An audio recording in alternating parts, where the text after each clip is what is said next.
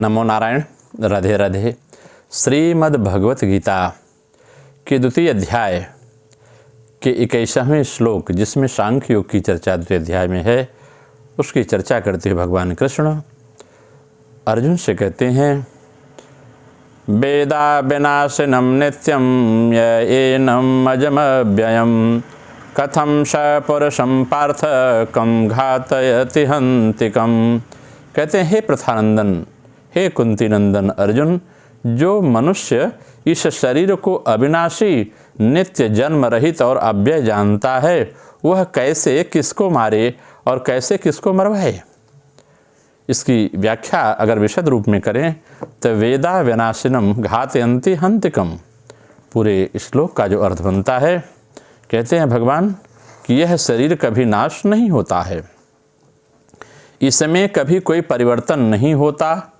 यह जो शरीरी है, यह शरीर नहीं, शरीरी का मतलब आत्मा समझ के चलना पड़ेगा।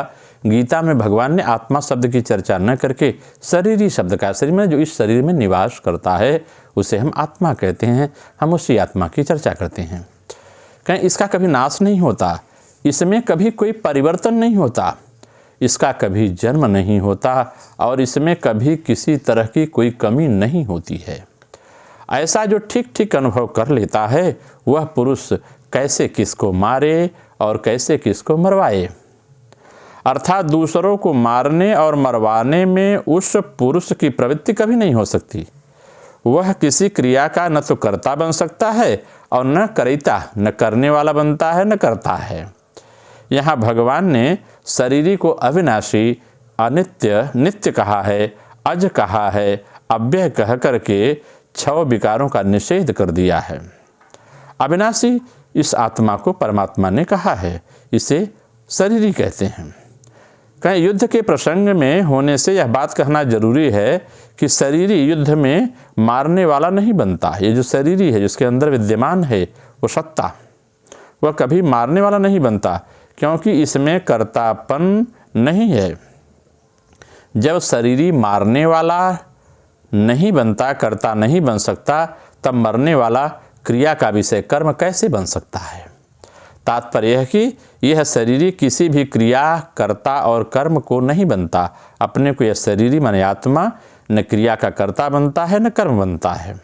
अतः मरने मारने में शोक नहीं करना चाहिए। इसके उत्तर में शास्त्र आज्ञा के अनुसार जो आपका कर्तव्य पालन है, जिस पद पर आप आसीन हैं पंच भौतिक शरीर लेकर के, उस कर्तव्य का पालन करना चाहिए। अगर हम इसकी व्याख्या क्रिया योग के माध्यम से करें तो यह बात स्पष्ट हो जाती है कि आत्मा को जिसने नित्य वस्तु या अविनाशी के रूप में जाना है, वह अवश्य ही किसी को कभी नहीं मार सकता। उससे पता है कि वो कोई दूसरा नहीं है और न मरवा सकता है। अब मारेगा किसको और कौन मारेगा। परंतु जिसको यह आत्मबोध नहीं होता है, जिसको यह आत्मबोध नहीं हुआ है, हे अर्जुन, संभव है उसमें आत्मा के अविनाशी होने के बारे में 2 बात सुनी हो, परंतु उसके मन का क्षोभ नहीं मिटता है। यत्र तस्य सर्वात्मैवा भूत, अर्थात आत्मदर्शन होने पर द्वैत प्रपंच व्यक्ति में कभी नहीं रह जाता। इस अवस्था में मन की क्रिया नष्ट नहीं होती। हे अर्जुन, भगवान कहते हैं, हे अर्जुन, जब द्वैत भाव नहीं मिटता तो देह के अतिरिक्त आत्मा को तुम अनुभव नहीं कर पाते। केवल व्यक्ति देह को ही अनुभव करता है, आत्मा का अनुभव नहीं कर पाता। तब तक व्यर्थ का ज्ञानी बनकर आलस भाव से अपने दिन को मत काटो अर्जुन। खूब अधिक और मन लगाकर क्रिया करते जाओ। क्रिया करते करते जब क्रिया की परावस्था में आनंद स्वरूप ब्रह्म को जान जाओगे, तब फिर विषयानंद वर्जित हो जाएगा। तब विषयों में आनंद नहीं आएगा, परमानंद के प्रति ध्यान लग जाता है। विषय में आनंद नहीं है, आत्मा का आनंद ही विषय में विकीर्ण हो रहा है। जो आत्मा का आनंद है वही जब हम बाह्य क्रिया करते हैं तब विषयों में समझ में आता है। क्रिया द्वारा क्रिया की परावस्था में जब आत्मस्थ हो सकोगे, तब आनंद सागर में डूबकर अपने में अपने आप संतुष्ट हो जाओगे और फिर ये द्वैत का प्रपंच नहीं रह जाएगा। उस समय कर्ता भी नहीं रहेगा और क्रिया भी नहीं रहेगी। इसी कारण ज्ञानी के पाप पुण्य नहीं रहते। जो ज्ञानी मनुष्य हैं वे भी पाप पुण्य अपने को नहीं बांधते।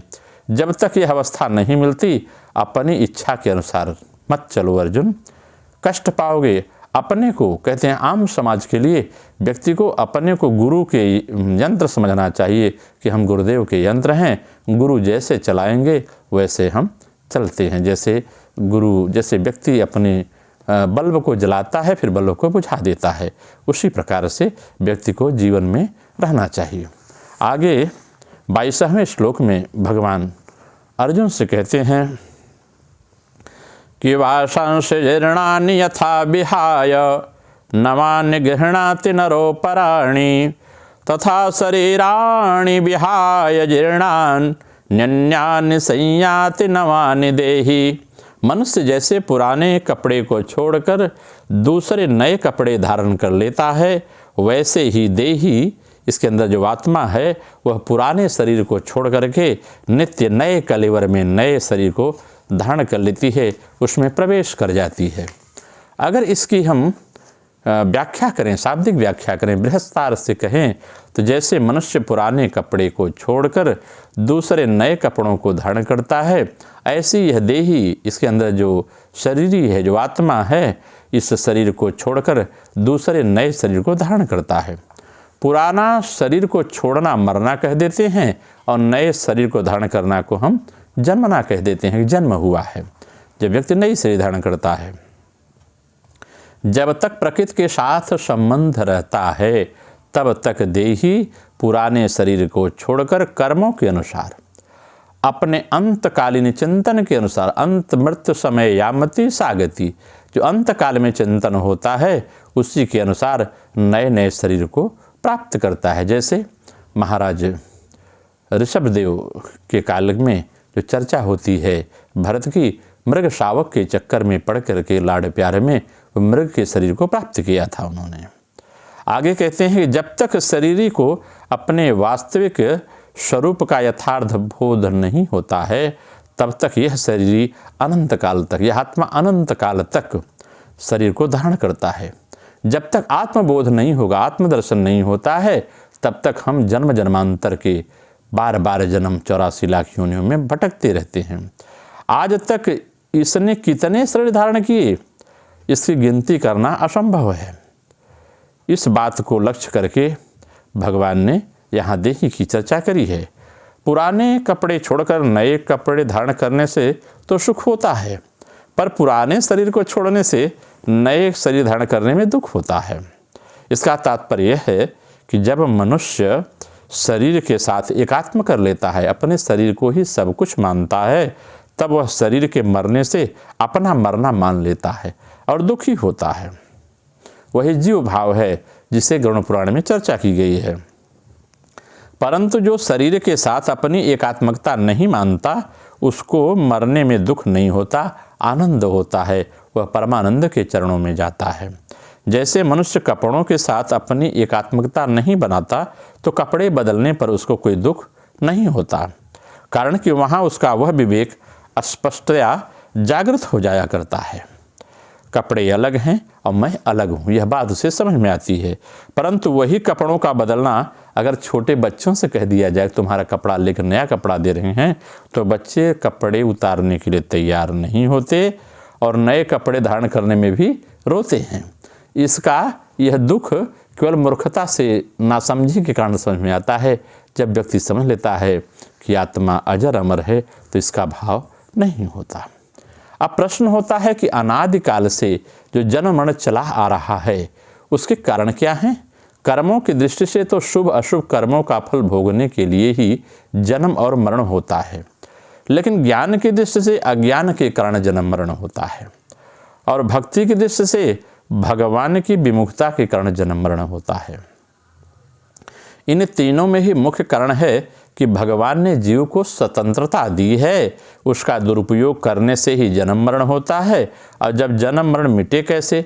जब व्यक्ति अपने जीवन की स्वतंत्रता का दुरुपयोग करना बंद कर देता है तब जन्म मरण मिट जाता है। अर्जुन, तात्पर्य है कि अपने स्वार्थ के लिए कर्म करने से जन्म मरण हुआ है।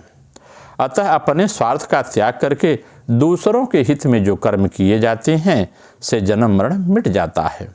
अपनी जानकारी का अनादर करने से जन्म मरण हुआ। अपनी जानकारी क्या है? स्वयं आत्मा की जानकारी, जो इस शरीर की जानकारी नहीं करता, जो इसके अंदर विद्यमान सत्ता जो आज बोल रही है, जो सत्ता आज सुन रही है, जब तक हम उसका ध्यान नहीं देते हैं तब तक जन्म मरण होता है। जब उसका चिंतन होता है आत्मस्वरूप का, तब जन्म मरण के चक्कर से व्यक्ति छूट जाता है।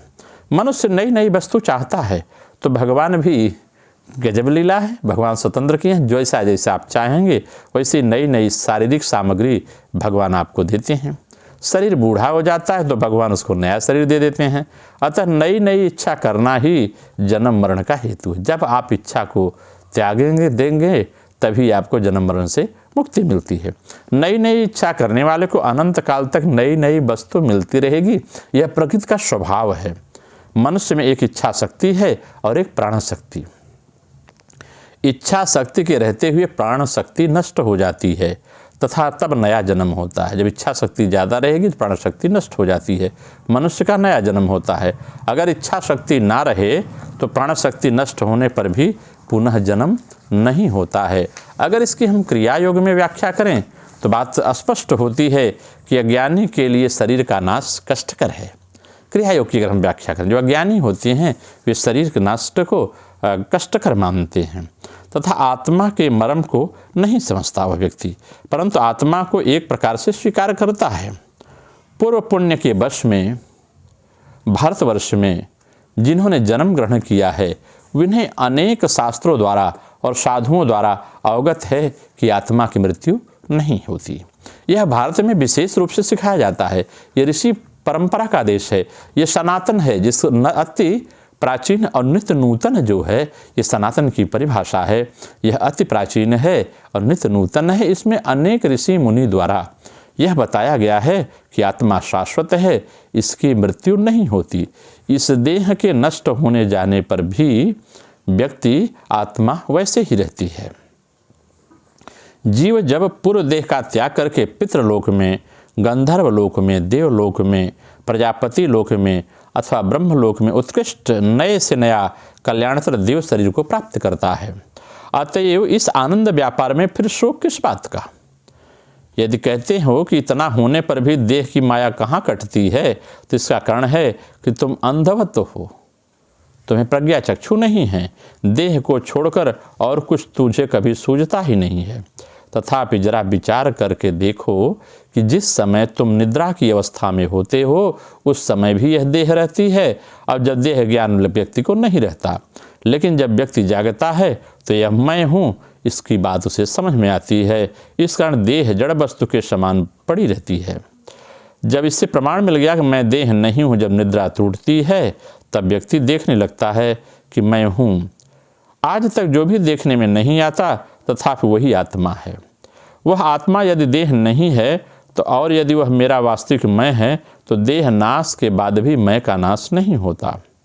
कहते असली वस्तु में मैं यदि बची रह गई तो फिर रोएंगे किस लिए? क्योंकि आत्मा तो असली वस्तु है। राजपुत्र एक प्रकार की पोशाक पहनकर अंतःपुर से बाहर आया और फिर भीतर जाके जब पोशाक बदल कर आया। इससे अज्ञानी अविवेकी को दुख हो सकता है, परंतु जो अभिज्ञ पुरुष हैं के मन में इसके विपरीत भाव क्यों आ सकता है? परंतु इतनी बात से भी मनुष्य का शोक दूर नहीं होता। अतएव आत्मदर्शन की चेष्टा करना आवश्यक है। साधना के द्वारा योगस्थ होने पर ही आत्मा के स्वच्छ आकाशवत स्वरूप की प्रतीति होती है। यह कब होगा? जब आपका मल निकल जाए शरीर से। उसे केवल एक बार देख लेने से काम नहीं चलता है। आकाश स्वरूप, जैसे आकाश स्वच्छ है बिना बादल के आकाश, वैसा होना पड़ेगा, तब फिर शोक नहीं होगा। कहते हैं आत्मा का स्वरूप भगवान कहते हैं मुझे व्यक्ति कैसे पाता है? गोस्वामी बाबा कहते हैं कि निर्मल मन जन सो मोहि पावा, मोहि कपट छल छिद्र न भावा। भगवान कहते हैं जिसका मन निर्मल हो जाता है वही मेरा दर्शन कर पाता है। जैसे गंदे पानी के नीचे कोई सिक्का पड़ा हो तो कोई देख नहीं पाता, लेकिन स्वच्छ जल कितना भी गहरा हो, अगर कुछ वस्तु पड़ी है, सिक्का पड़ा है, तो हम उसका दर्शन कर लेते हैं। वैसे ही जब मन रूपी जल गंदा रहेगा तो आत्मदर्शन नहीं होगा। जब मल रूपी जो विचार हैं, कुबुद्धि विचार हैं, जब मन से बाहर कर देते हैं तो आत्मा का दर्शन होता है। नमो नारायण। राधे राधे।